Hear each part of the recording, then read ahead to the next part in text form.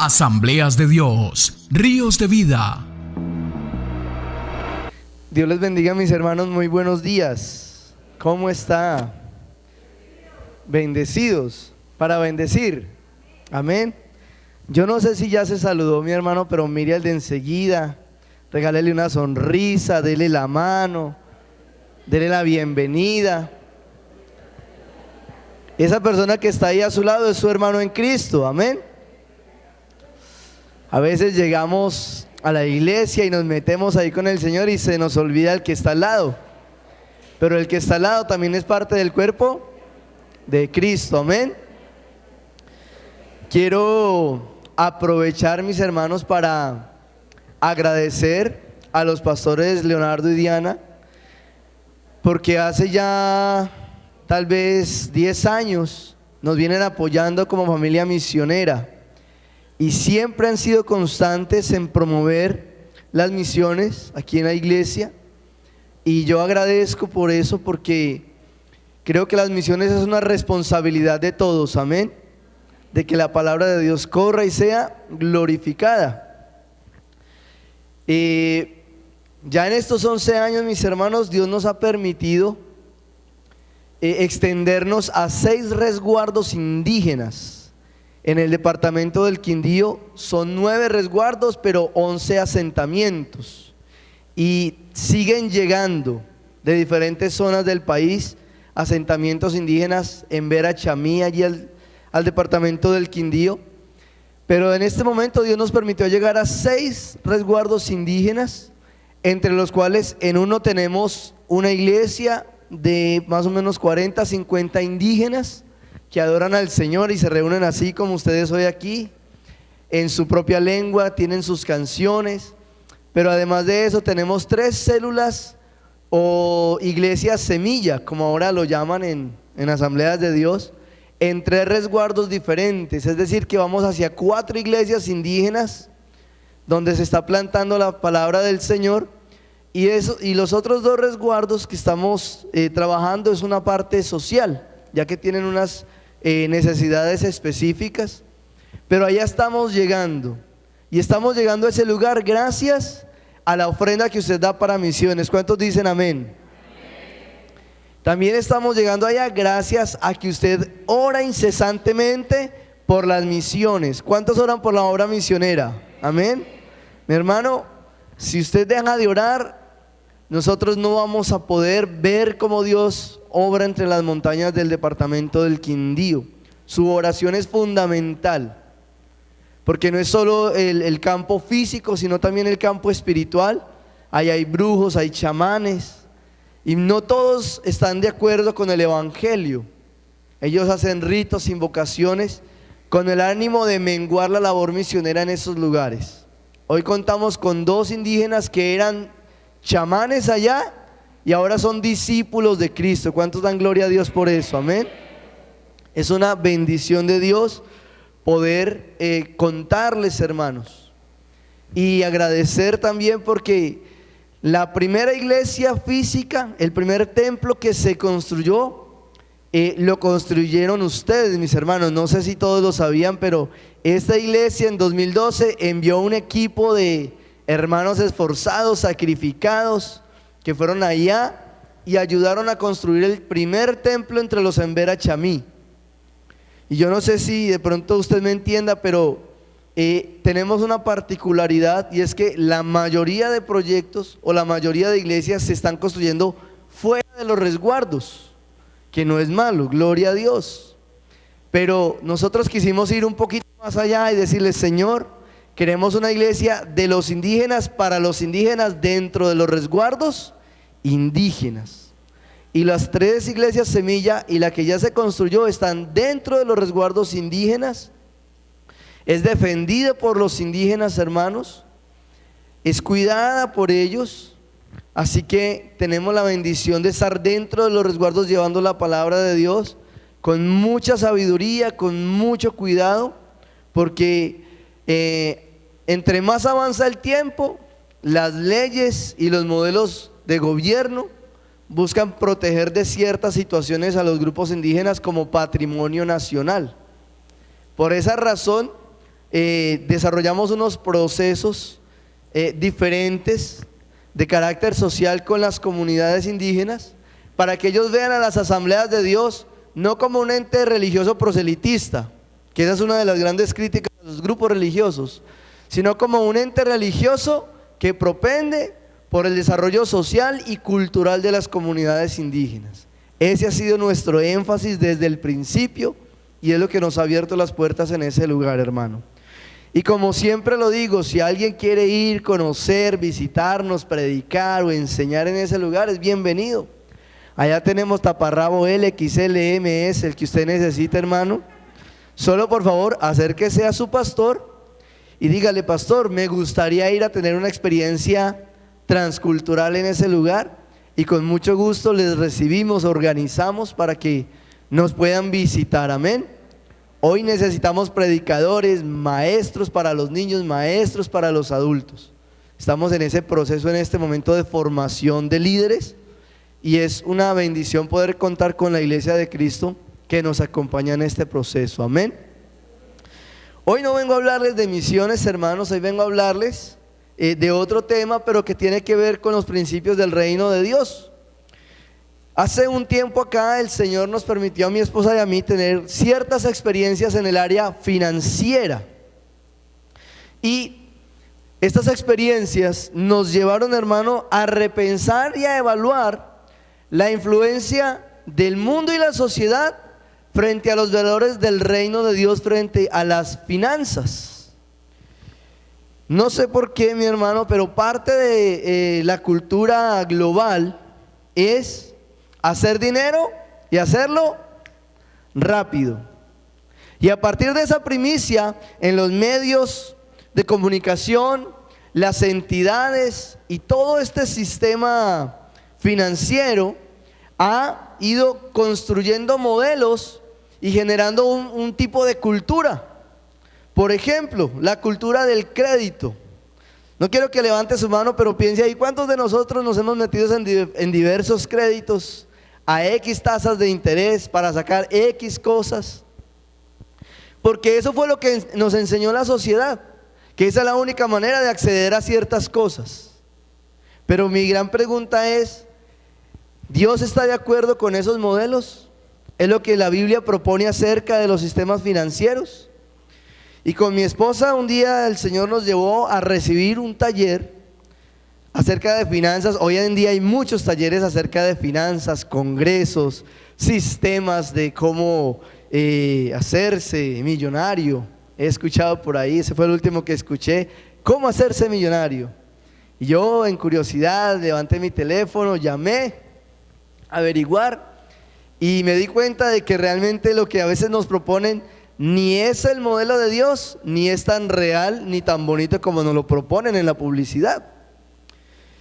Y con mi esposa, hermanos, empezamos, después de haber recibido un taller con unos creyentes sobre finanzas, pero esta vez desde lo que la Biblia nos propone, porque el modelo financiero del mundo lo que había hecho era llevarnos a un caos económico, a un endeudamiento, a una situación de dificultad, hermanos. Y luego de recibir este taller tuvimos que replantear, no tanto qué dice Dios de la administración, sino de los modelos financieros. Y por eso hoy quiero compartirle algo que se titula Sabiduría Financiera. Alguien me decía ahí, suena más bonito inteligencia financiera. Pero estaba pensando, hermano, ¿qué es la diferencia entre inteligencia y sabiduría? No se piénselo usted ahí un segundo. ¿Qué es la diferencia?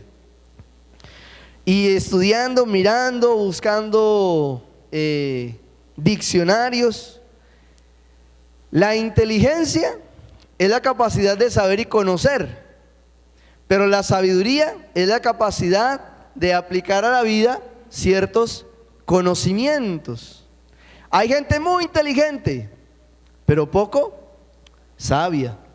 Y hay gente muy sabia y eso lo hace muy inteligente, hermano. Es decir, que es mejor tener la sabiduría de Dios que la inteligencia del mundo.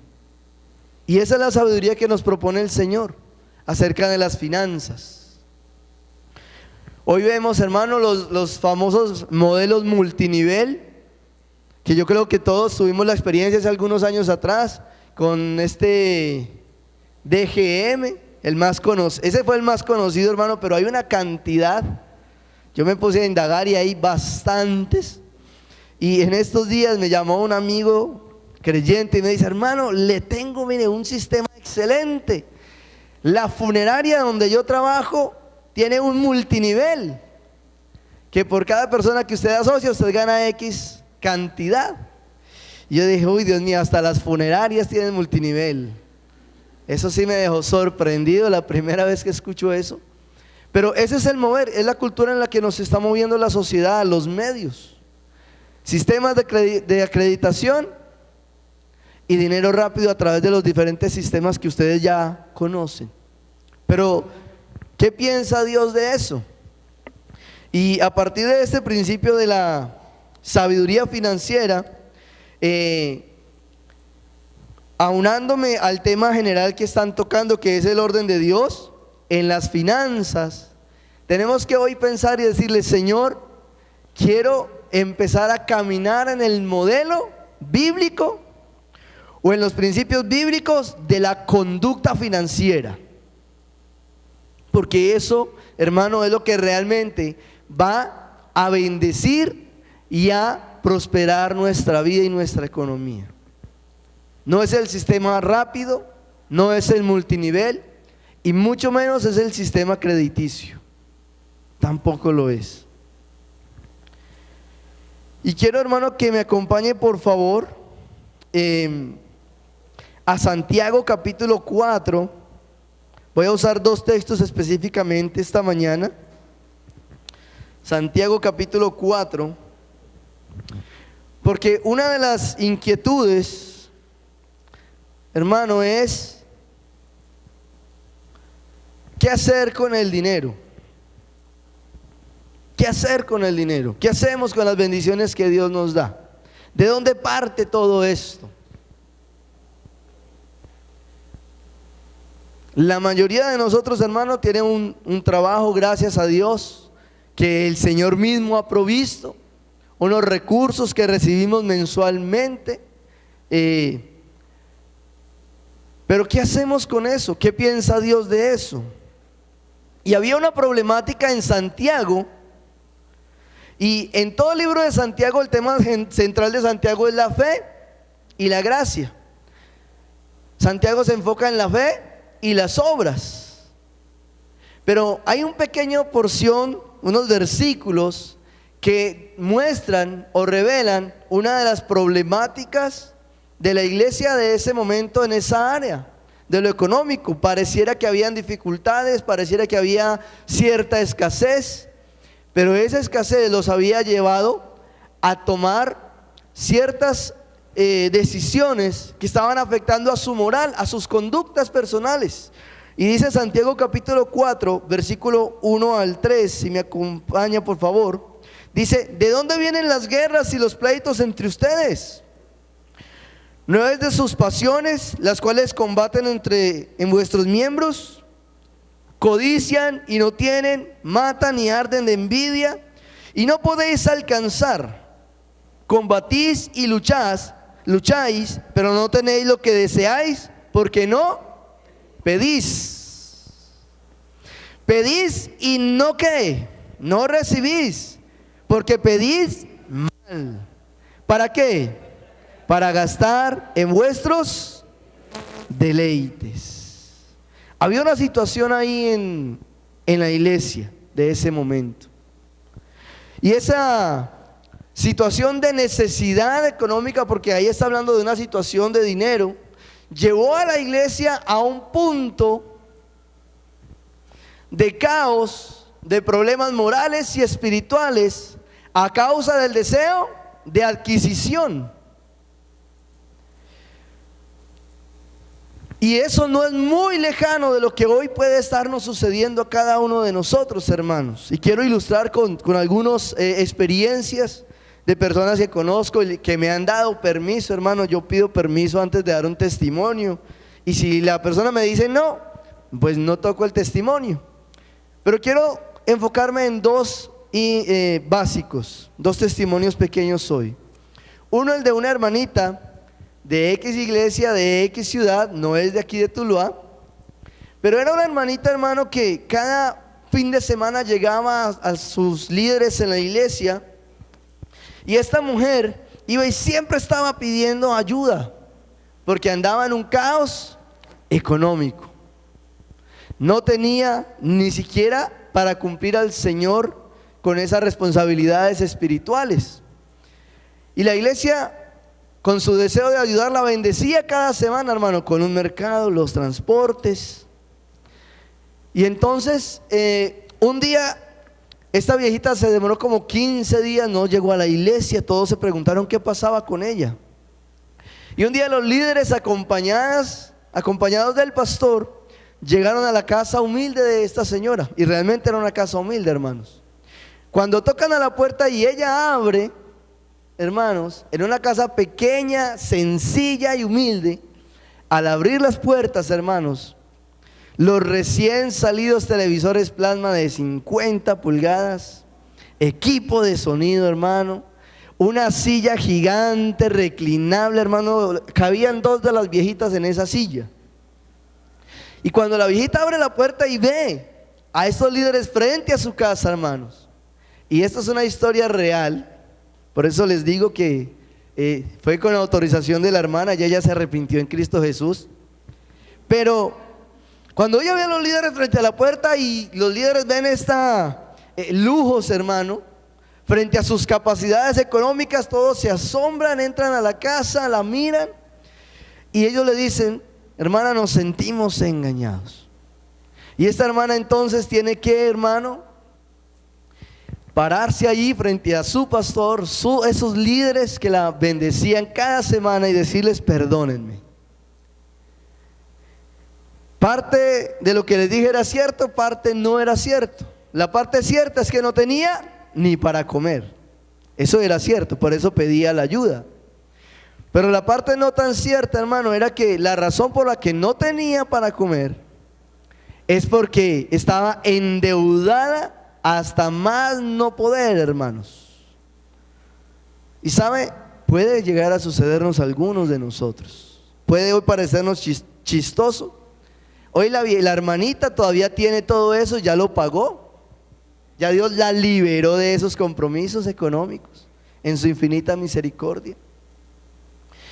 Pero las luchas por aparentar, por tener la capacidad adquisitiva, la llevó a experimentar los problemas de Santiago. El deseo de tener cosas que anhelaba pero que no podía, afectaron su parte ética, su parte moral, su parte espiritual, porque ya no tenía ni siquiera para cumplir al Señor.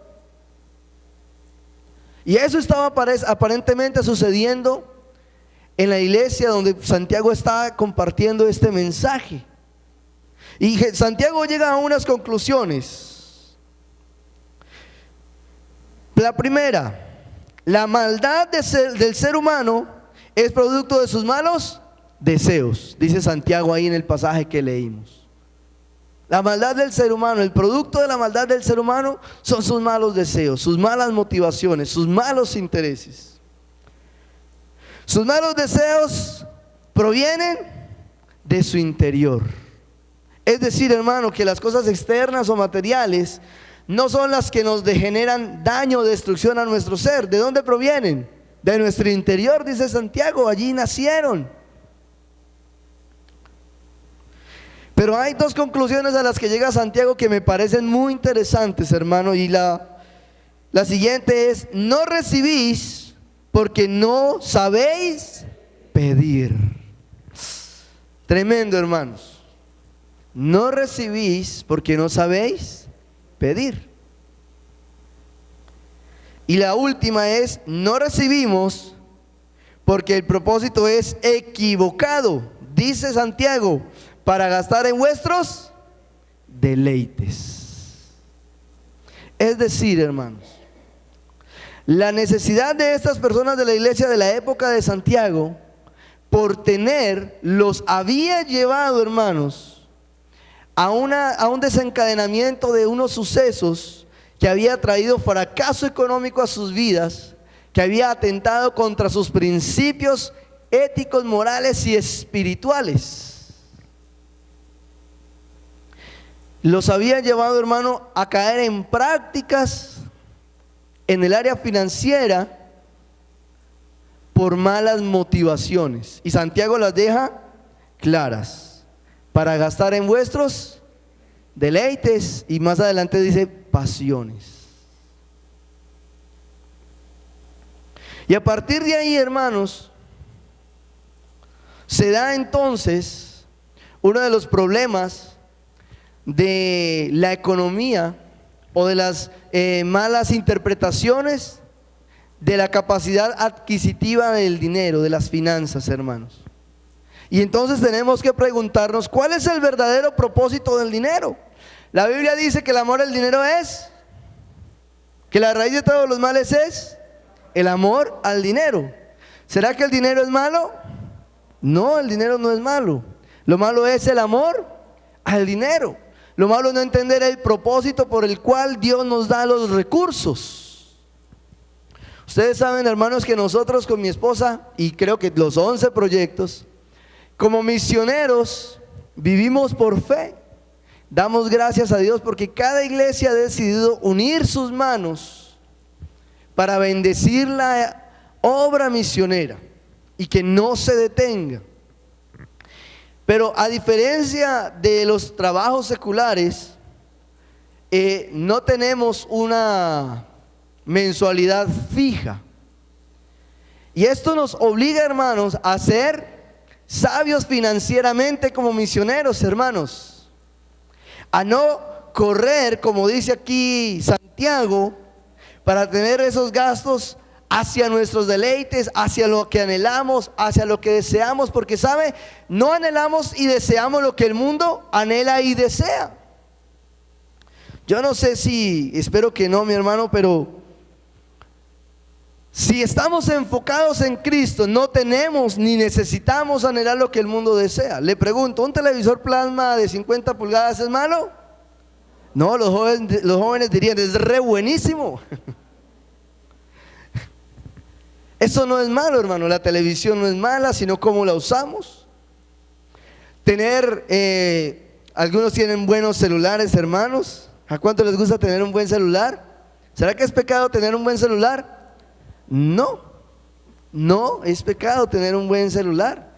Yo he visto gente con iPhone 7 en un bus sin minutos. Gloria a Dios por el iPhone, pero ni para minutos le alcanzó.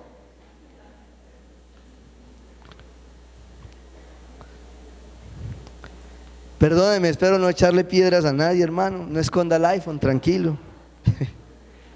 Pero sabe, hermano, el asunto no es tener lo que Dios nos permite tener, sino el propósito o el objeto de por qué tenemos esas cosas.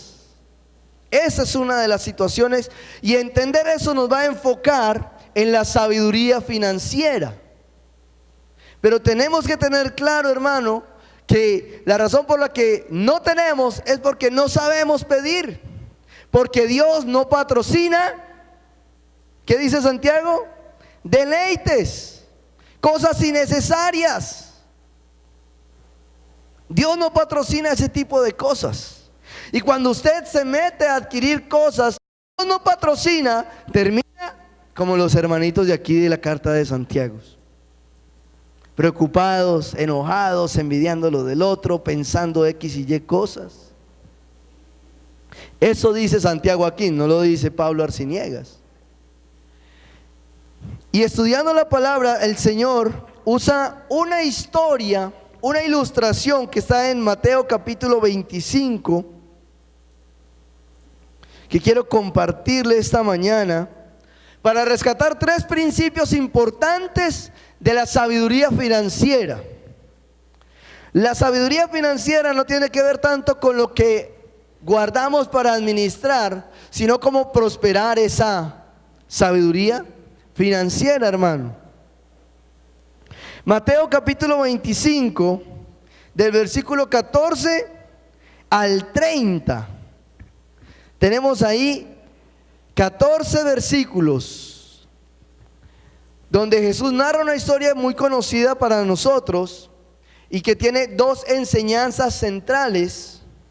La primera es acerca de la productividad en el reino de los cielos. De hecho, así comienza el versículo.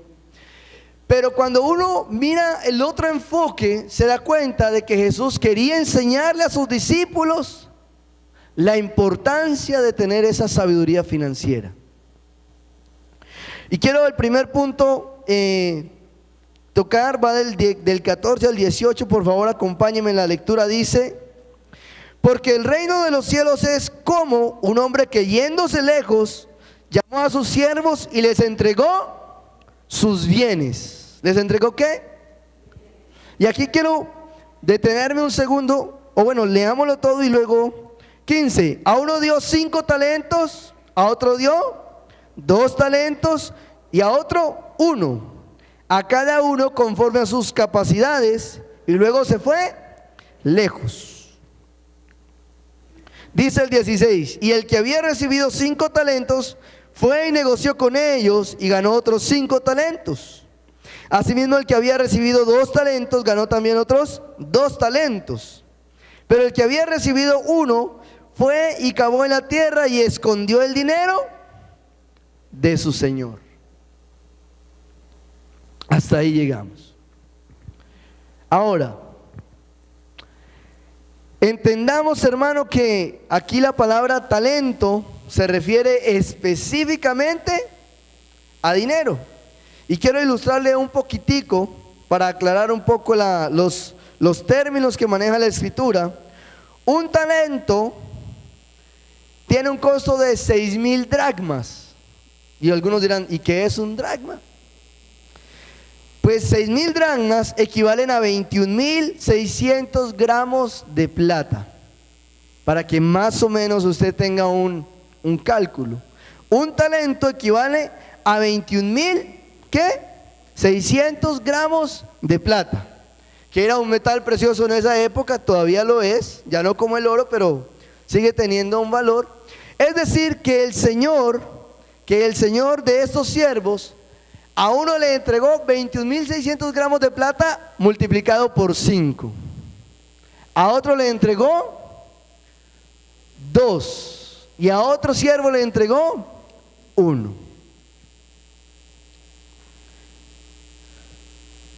Pero dice el versículo 14: llamando a sus siervos, les entregó sus bienes. Esta es una parábola que asemeja al reino de los cielos. Así que ya entendemos que el Señor, ¿quién es? ¿Quién es el Señor? Dios, sí, Señor. ¿Y quiénes son los siervos? Nosotros, los discípulos. Porque esta parábola se la estaba contando Jesús a sus discípulos, a aquellos que ya lo seguían, a aquellos que creían en Él, así como nosotros esta mañana, amén. Pero les dice la escritura que el Señor le entregó sus bienes a estos siervos. Es decir, que lo que ellos tenían en sus manos no les pertenecía, eran solo prestado, se los habían dado a su cuidado. Y dice la escritura, hermanos, en Romanos 11:36, porque de Él y para Él son todas las cosas. Es decir, hermanos, que lo que usted y yo tenemos no nos pertenece, se nos fue dado para glorificar a nuestro Señor.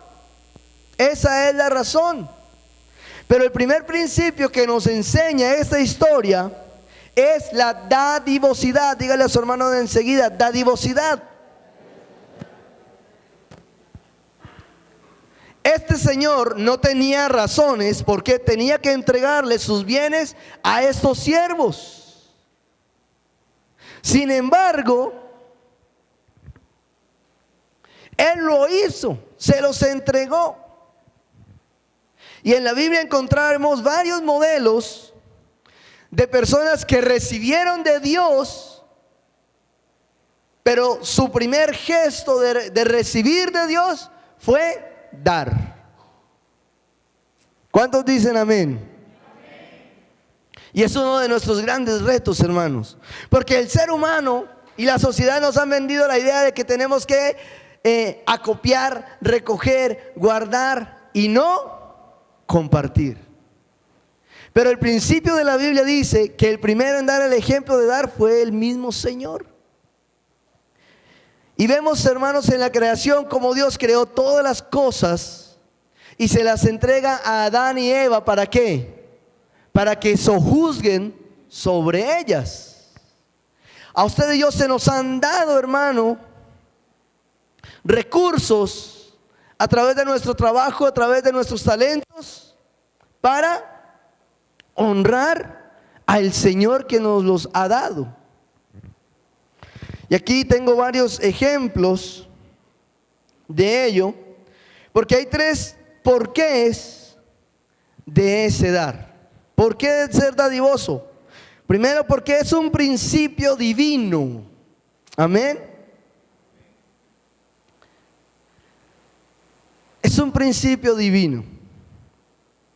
En Génesis 4, 2 al 3, no lo vamos a buscar, les voy a ir contando, hermanos. Los primeros en ofrecer ofrenda al Señor fueron 2 hermanitos. ¿Quiénes? Caín y Abel. Y bueno, se dieron unas consecuencias, pero no vamos a entrar en ellas. Pero vemos ahí un modelo que ellos le estaban dando al Señor de lo que Dios ya les había dado a través de la creación. Y cada uno le dio al Señor de acuerdo a su oficio. Uno era agricultor y el otro criaba animales, pero uno era agricultor. Y ambos dieron al Señor de lo que Dios ya les había dado a través de la creación. También vemos, hermano, el modelo de Noé en el capítulo 8. Después del diluvio, lo primero que hace Noé al salir del arca es, dice la Escritura, levantar un altar y ofrecer al Señor de lo que Dios ya le había dado y que había subido en el arca.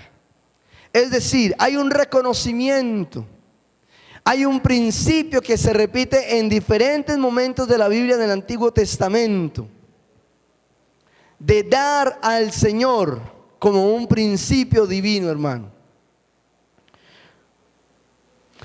El segundo, ¿por qué? Porque tiene promesa. Dígale a su hermano de enseguida: da al Señor porque tiene promesa. Esta es la parte sobrenatural de la sabiduría financiera. Es la dadivosidad, porque ese es el principio que la Biblia nos propone. Pero el hacerlo es porque es un principio divino, pero también porque tiene promesa. Dice la Escritura, hermano, en Lucas 6:38. Si me acompaña para que lo leamos, voy a ir lo más rápido posible. Dice la Escritura: dad y se os dará, medida buena, apretada, remecida y rebosando darán en vuestro regazo, porque con la misma medida con que medís, os volverán a medir. Esto es tremendo, hermano. Dar tiene promesa. Pero este pasaje bíblico específicamente dice que en la medida que damos, recibimos. Conocí un misionero aquí en Bogotá hace años atrás. Y este hombre, hermano, antes era misionero y plantaba iglesias. Ahora es un misionero que invierte en ministerios por todo el mundo. Y cuando lo conocimos por primera vez, nos lo presentaron, lo conocimos y él le dice a mi esposa: Dios me dice que ustedes están aquí en Bogotá para invertir en algo. Y mi esposa y yo nos miramos y dijimos: la verdad no vinimos aquí para invertir en nada. Tampoco tenemos los recursos para hacerlo. Pero él insistía, hermano, y un día estábamos ahí orando con él, hablando con él, y este hombre saca un dinero y dice: Dios me dijo que eso era para que lo invirtieran. Hermano, y nos dio un dinero y lo invertimos y luego conocimos su historia ministerial y nos decía, yo empecé, hermanos, yendo como misionero a levantar obras, a mover ministerios, pero luego Dios, cuando yo daba y daba, Dios más me entregaba y me entregaba para dar. Y ahora apoya cantidad de ministerios en diferentes partes del mundo, hermanos. Porque este hombre entendió el principio de que con la misma medida que damos vamos a recibir. Y es algo sobrenatural. Y el primer principio que nos arroja esta historia de Mateo 25 es que lo que tenemos para dar es de lo que ya hemos recibido de parte de Dios. ¿Por qué dar? Porque es un acto de gratitud para con el Señor, hermanos. ¿Cuánto derrochamos en el pasado antes de ser creyentes en diferentes cosas y áreas? Pero ahora tenemos la bendición y el privilegio de dar e invertir en la obra de Dios para que miles de personas sean transformadas con el poder del Evangelio. Para que muchas personas conozcan de Jesús. Yo mando algunos videos de la comunidad indígena a los pastores, a las iglesias. Y a veces algunos indígenas me permiten grabarlos dando un mensaje de gratitud a aquellos que han invertido en ellos, en estos indígenas. Ellos no los conocen a los pastores, pero los pastores sí conocen a algunos de los indígenas porque los han visitado, los han visto en video. Y hermano, una de las cosas más lindas que nosotros hemos podido recibir en retribución es la gratitud de estos creyentes que hoy se congregan y adoran al Señor en otra lengua, porque otros dieron e invirtieron para que ellos conocieran a Jesús. Y este principio de la dadivosidad que nos ofrece esta historia, hermano, es un principio que debe estar en nosotros. Esto no es un modelo de multinivel, esto no es un modelo administrativo o crediticio como nos vende el mundo. Es el modelo que Dios planteó para la iglesia de Cristo. Dar creyendo en los principios que la Biblia plantea. Porque tiene promesa para nosotros.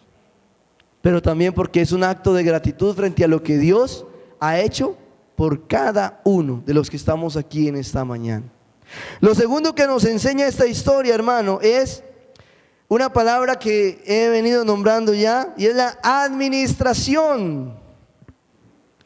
Hay varias palabras en sinónimos a la administración que estuve buscando. Dice que los sinónimos son cuidar, guardar, economizar, reservar.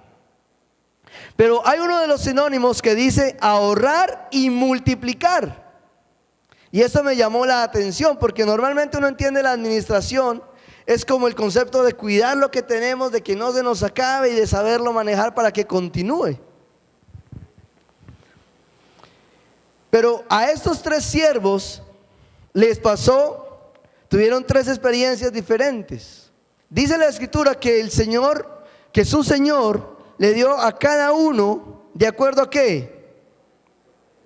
De acuerdo a sus capacidades. Dice la Escritura que al primero le dio 5 talentos, es decir, 21.600 gramos de plata por 5. Al segundo le dio 2 talentos, es decir, 21.600 gramos de plata por 2. Aquí está hablando literalmente de dinero. Y al último siervo le dio 1 talento. Es muy interesante, de aquí podemos rescatar varias cosas. Y es que los primeros 2 no solo cuidaron y guardaron, sino que también multiplicaron esa economía y la ahorraron.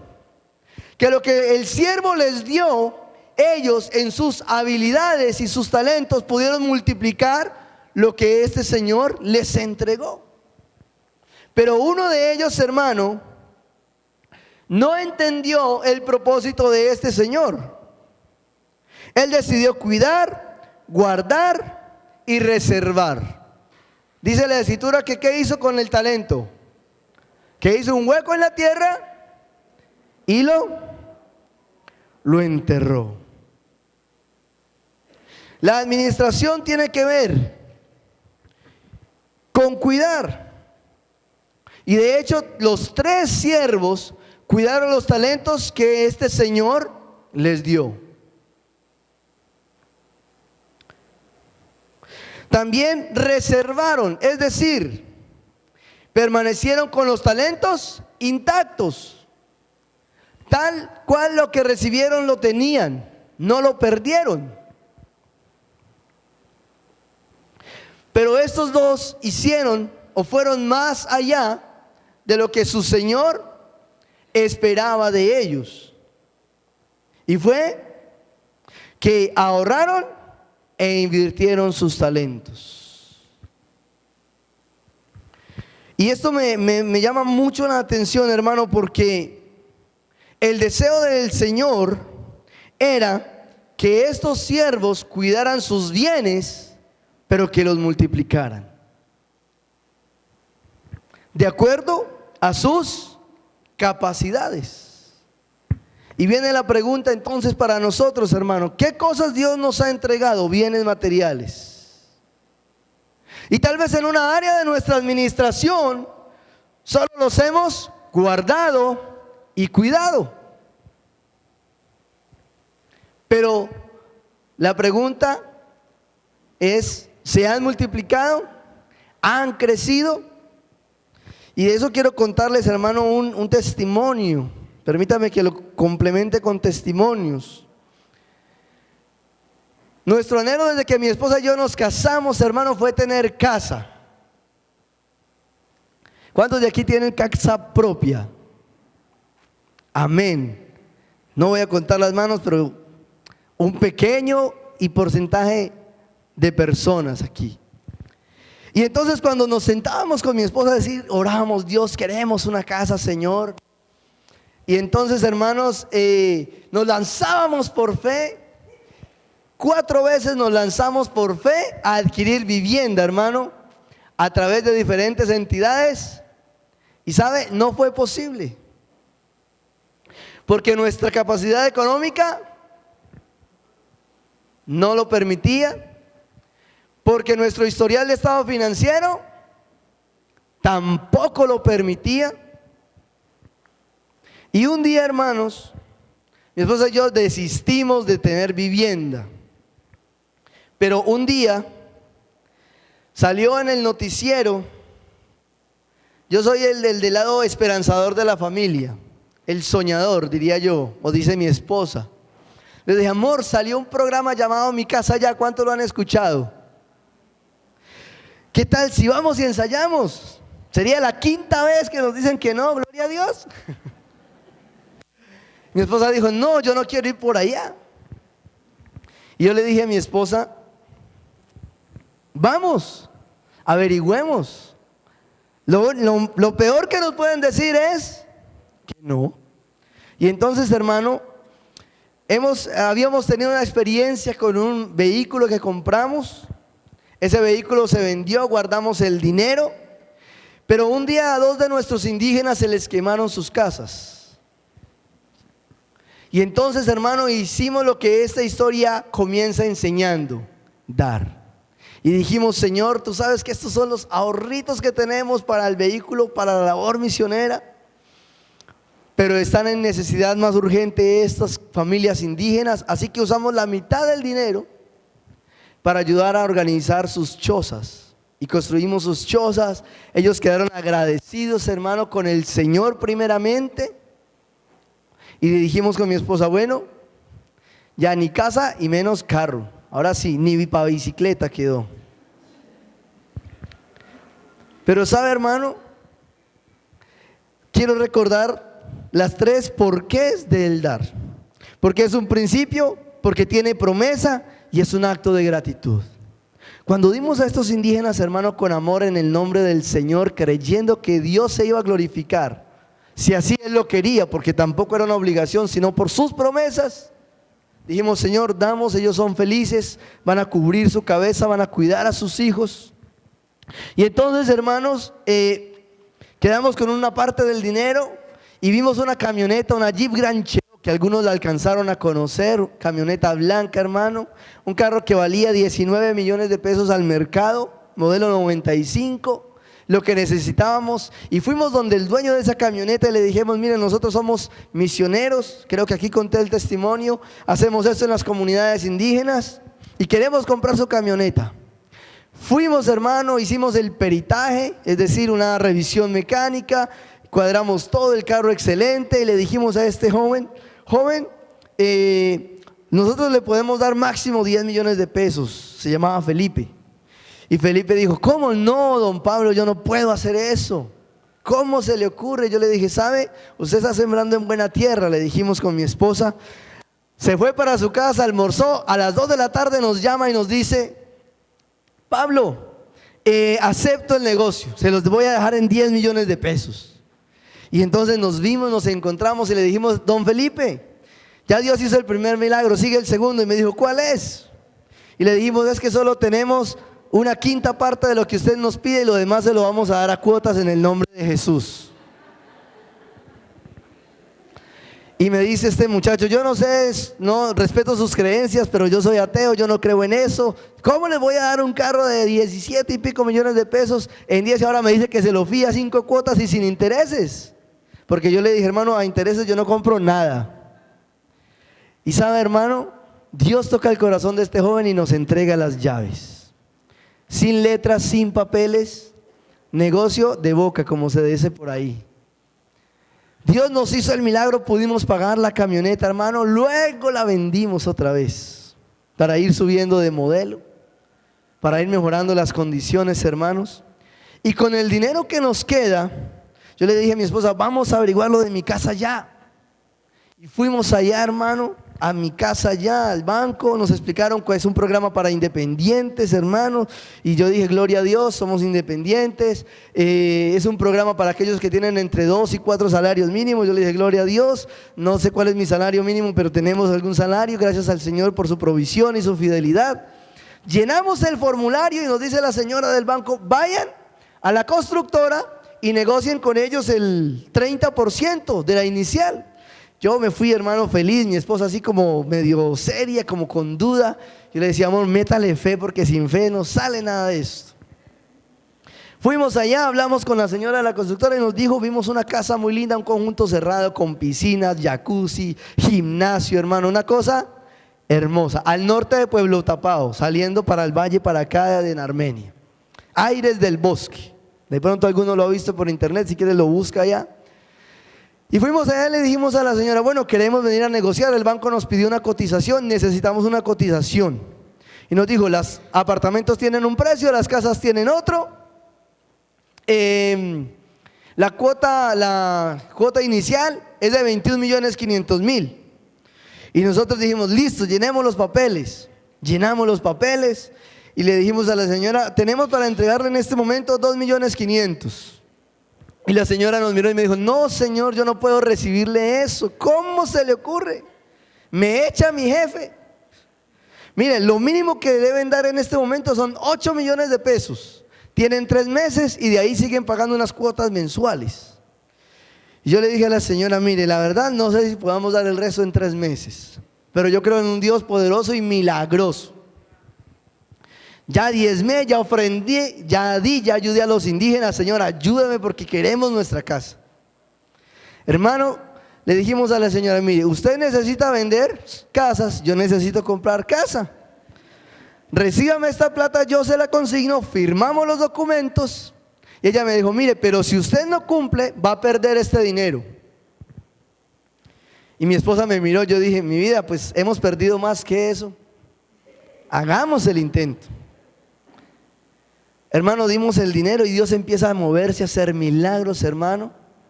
Me volví número 1 en ventas OLX del Quindío. Si necesitan me llaman, por favor. Hermano, y Dios hizo el milagro. Alcanzamos a dar una parte de la inicial, después ya fue más difícil. Y me llaman de la constructora y me dicen: mire, don Pablo, tiene tal plazo para pagar lo que falta, ¿qué va a hacer? Y empezamos a orar, hermano, y Dios a los 3, 4 días me llaman del banco y me dicen: don Pablo, le acaban de aprobar el subsidio para cuota inicial por 15.700.000 pesos. ¿A qué constructora debemos mandar la documentación? Hermano, y Dios pagó el resto de la cuota inicial de la casa que queríamos. Desde el 19 de mayo estamos viviendo en esa casa, que cuando pasamos en Jeep, porque ni cicla teníamos, hermano. Hoy es una realidad, un milagro del Señor. Pero sabe, si usted puede ser dadivoso cumpliendo los principios de Dios, y si usted administra los recursos que Dios les dio, yendo en el nombre de Jesús y haciéndolo en fe, Dios va a multiplicar lo que usted tiene, hermano.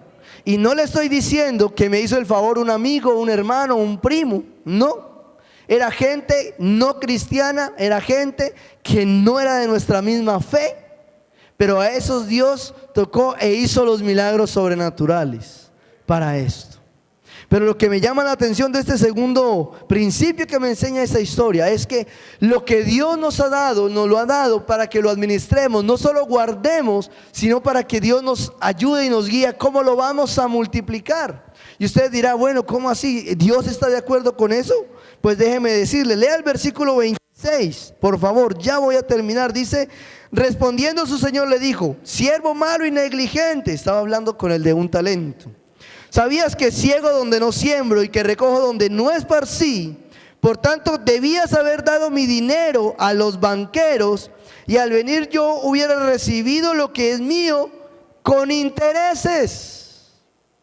Mire, hermano, el mismo Jesús le dice a estos siervos o a este siervo temeroso, vaya al banco. ¿Por qué no los metió allá y ganó unos intereses para regresármelos con el talento más lo que había ganado? ¿Sabe, hermano? Este versículo me llama mucho la atención, porque a veces esperamos que Dios haga milagros sobrenaturales y Él los hace, pero Dios espera que nosotros hagamos algo también. Dios espera que demos pasos de fe. Dios espera que usemos lo poco que Él nos ha dado sabiamente para que Él los multiplique.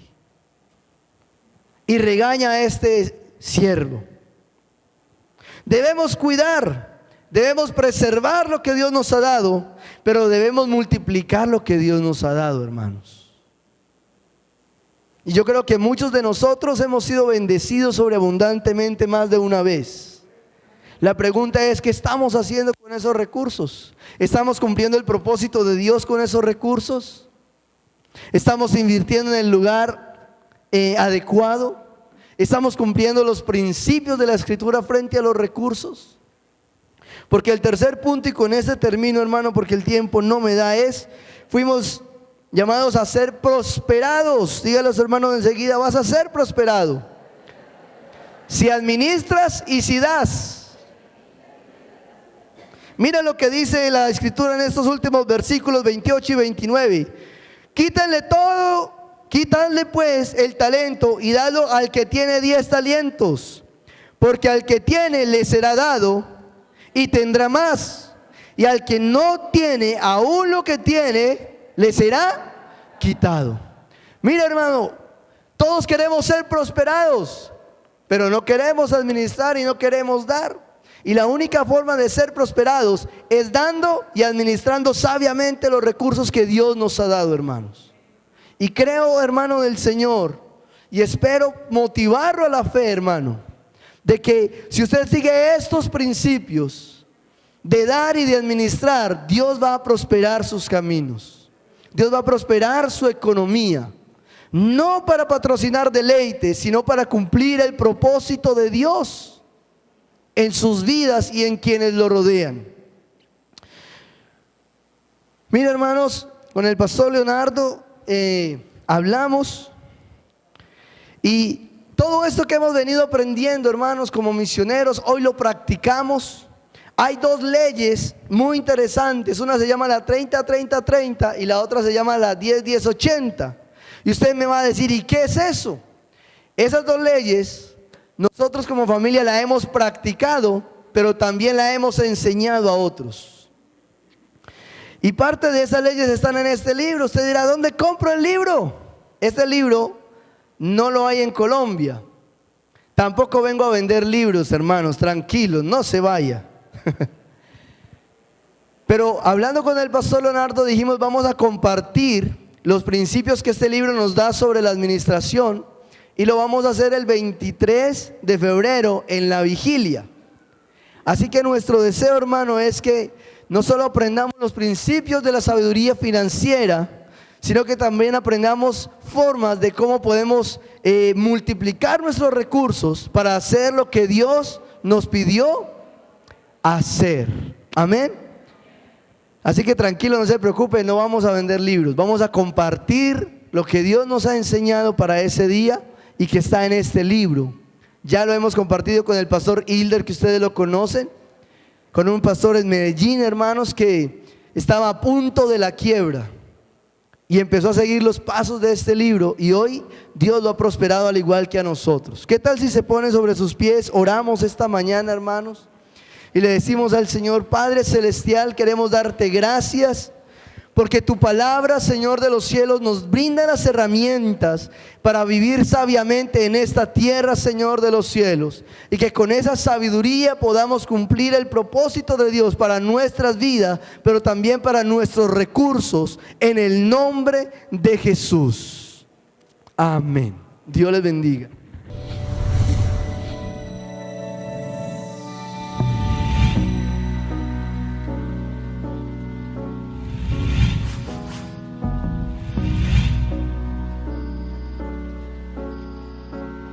Asambleas de Dios, Ríos de Vida,